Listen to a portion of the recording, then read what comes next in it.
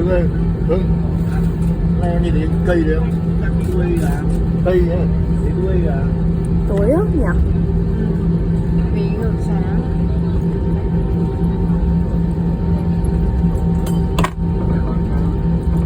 Tắt đi vào nó chơi bất cảnh. Không như là lúc mà nó bắt đầu đi lên thì thế mới là cái đánh giá. Con phải cắt chia nhánh. Thấy không? Bây giờ chia ra để con mình có thể ghép nữa.